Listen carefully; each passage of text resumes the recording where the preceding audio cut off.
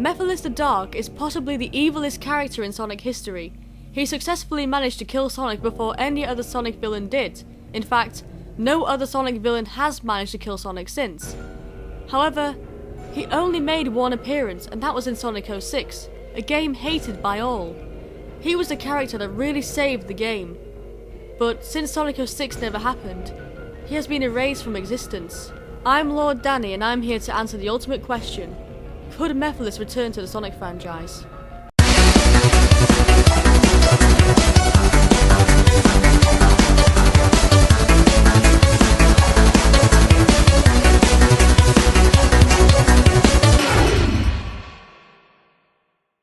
The events in Sonic 06 were wiped out of existence, and the characters who were involved with Solaris were wiped from existence too.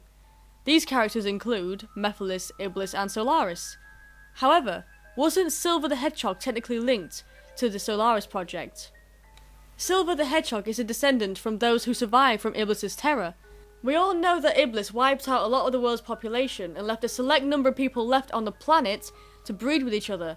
This would then lead to the birth of Silver the Hedgehog. However, those people wouldn't have necessarily had the same relationships with certain people if Iblis didn't exist. They would have met other people and made different descendants, so Silver must have a different lineage compared to his counterpart in Sonic 06. So if Silver has got a different backstory compared to his backstory in Sonic 06, surely Mephiles could have a story change as well. Now the main problem with Mephiles coming back is this: he's actually meant to be part of Solaris. So Solaris being erased from existence means that he's gone as well, because he is Solaris' conscious mind, while Silver doesn't actually have a direct link to Solaris itself. Mephiles would need a completely different story if he had to come back in Sonic games. So, what kind of backstory would Mephiles need to have in order to be the character we all know and love? Here's my answer. So Mephiles has different characteristics that make him the character that he actually is.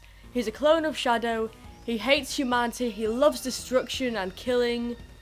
But what would make him that kind of character if he didn't have his Solaris background? Okay, let's start by looking at Mephiles' physical appearance.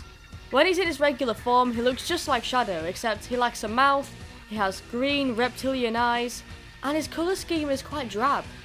Mephiles' crystalline form still resembles Shadow, except there are a lot of features missing.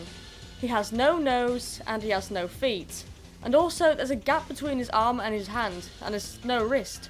Plus, he has some kind of purple-black aura surrounding him constantly. The fact that Mephiles has this second form makes it really difficult to give him a new backstory. It's quite awkward. In fact, even in Sonic 06, it's not really explained why he has it. It's assumed that he possibly has it because of the Scepter of Darkness, because we can see that the Scepter of Darkness looks a lot like Mephiles. But why would he have this appearance with a different backstory?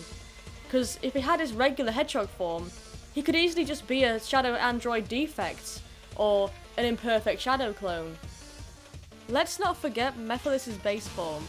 Mephiles' base form is a black and goopy liquid, which is a form he takes before he actually absorbs somebody's shadow. Sometimes we can still see that black or purple aura surrounding Mephiles when he's in this form. The way this aura surrounds Mephiles while he's in his base form is quite spooky, and even in Sonic 06 we can hear some ghost-like sounds coming from his base form. So it's safe to assume that the liquid Mephiles becomes is very, let's just say it's very evil and supernatural and inhuman. Now that the physical appearance is out of the way, let's focus on his personality traits. Mephiles' love comes from what everyone hates. He loves fear, he loves anger, he loves hatred and sadness. Then when it comes to love and kindness, he despises it. It is also clear that Mephiles really hates the human race. Whether or not he just exaggerates his hatred to try and tempt Shadow onto his side, he clearly does have some kind of major hatred towards humans.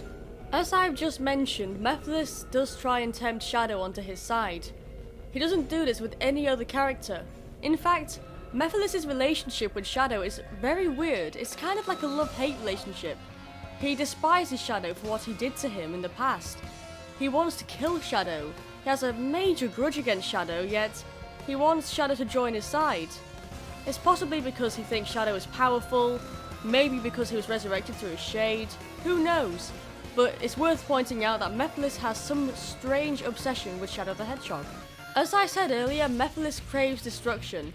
In Sonic 06 it's not actually quite clear why, it's really just a plot point for the game to make him more evil. But if we're going to give him a new backstory, then we can use this as something that's more important and more relevant to his character. Last of all, Mephiles is highly intelligent, and his intelligence level leads to him being extremely and successfully manipulative. Before we move on, I need to quickly recap Mephiles' powers.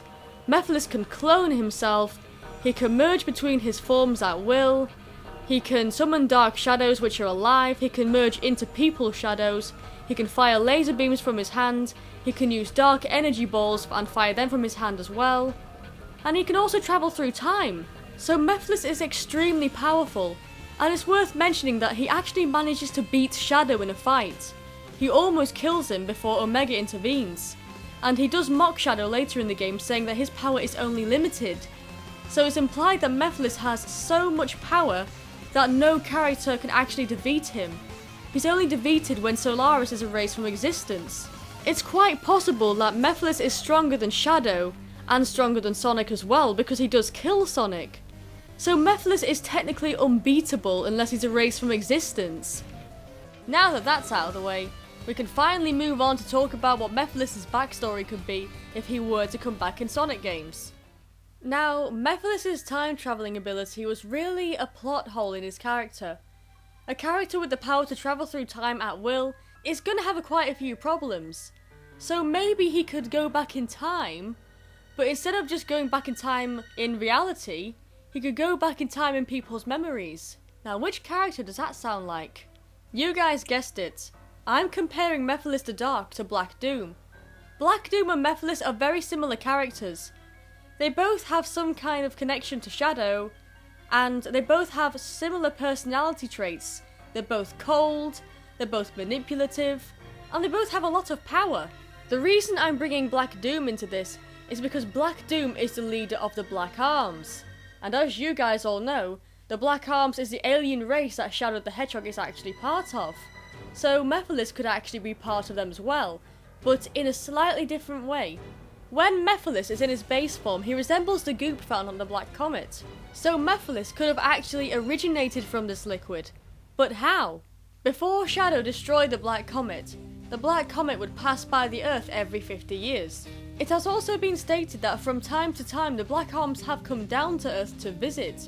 Not in a peaceful way, but in a more secretive way, which is how they built their hidden weapons. So, who's to say that they didn't leave anything behind?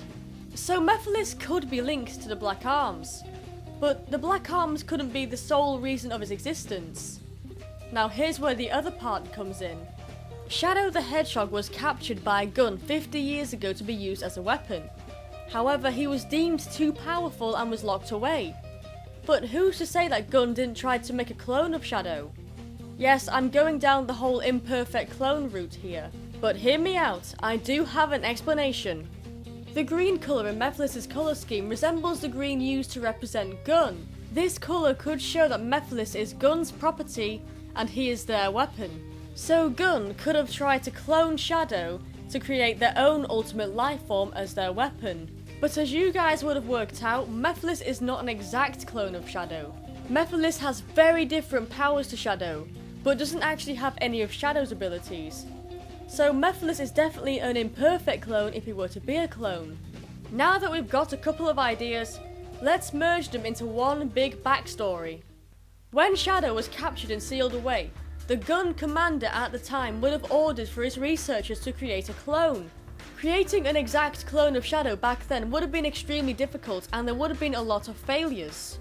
To be precise, it would take 20 years until Gun reached a successful result. This creature would be known as Project G.U.L.F, G.U.L.F, which stands for Gun's Ultimate Life Form. But how was the first successful clone made? Well, some researchers came across a strange gloopy substance believed to have come from the Black Comet. The name of this substance is Mephiles.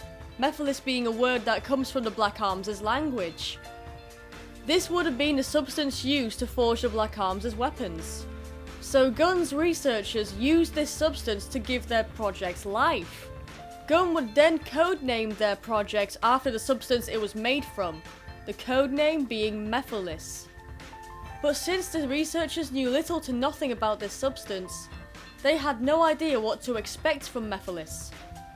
At first, Mephiles would have been seen as a failure completely because he couldn't demonstrate anything. He couldn't do a homing attack like Shadow, and he certainly couldn't run as fast as Shadow. Plus he has a lack of support to his head, so he seems pretty weak. That's until they actually see Mephiles in a fight. When some gun soldiers are sent to battle some terrorists, they bring Mephiles with them to see if he can demonstrate anything there. And when Mephiles is there, he demonstrates his dark capabilities, his power to fire laser beams and darkness from his hands. The abilities that Mephiles demonstrates will be a surprise to both Gun and Mephiles himself. At first, Mephiles probably wouldn't think anything that much of his powers, and neither would Gun because he hasn't demonstrated that much yet. But Mephiles becomes concerned himself when he hears voices in his head. He can hear the voices of the Black Arms and Black Doom. Black Doom would talk directly to him, telling him that the humans were pathetic, but since Mephiles is on the human side at this point, he would disagree with that. But as time goes on, Mephiles demonstrates more and more abilities. He is stronger than Shadow by far, which makes Gun concerned. Mephiles would continue to fight beside Gun, but would soon be tempted onto Black Doom's side. Black Doom would tell him that he was just a copy of Shadow. Learning that he was a clone of someone that Gun captured, Mephiles began to feel rage. He found out what happened to Shadow in the past, and realised that humans were just evil creatures who needed to be destroyed. Mephiles would then become corrupted by his power and turn against Gun. He would have been unbeatable if it wasn't for one thing. The Gun researchers had worked on a Scepter of Darkness, a backup plan if Mephiles ever did turn, as they had suspected it for a long time. They are then able to use the Scepter of Darkness to seal Mephiles away, and Mephiles is sealed away right now, waiting to be released. So there you have it. That's my idea for a new backstory for Mephiles the Dark. Of course, there are many other backstories you could go for, so what do you guys think? Let me know in the comments below. I'm Lord Danny, signing out.